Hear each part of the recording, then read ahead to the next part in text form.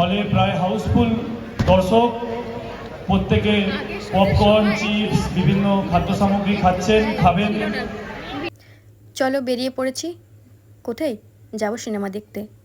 আসলে জেলা পরিষদ হলে শিশু কিশোর চলচ্চিত্র উৎসব শুরু হয়েছে আজকে। তার তৃতীয় দিন যদিও বা, তাই মুভি দেখতে বেরিয়েছি। আসলে আমি যদিও টাউনে যাতায়াত করি কাজের সূত্রে, কিন্তু আমার এই দুই ভাই, কাকার ছেলেরা, ওরা তো গ্রামেই থাকে, গ্রামেই পড়াশুনো করে, তাই সিনেমা দেখতে ওরা সেইভাবে যায় না।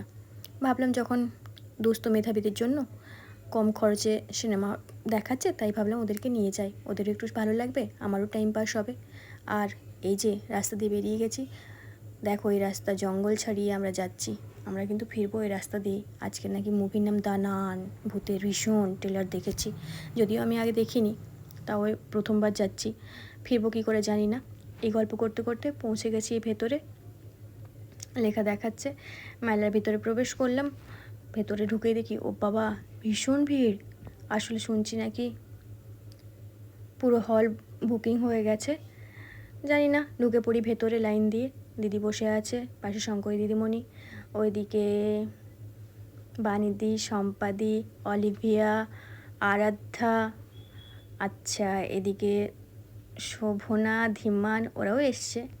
আচ্ছা নাড়ু, কানাই, এরাও গেছে, আমার সাথেই গেছে, আমিও আছি। আর এদিকে দিদিভাই বসে আছে, দিদিভাইয়ের মেয়ে, শোভনার ছেলে, সবাই বসে আছে।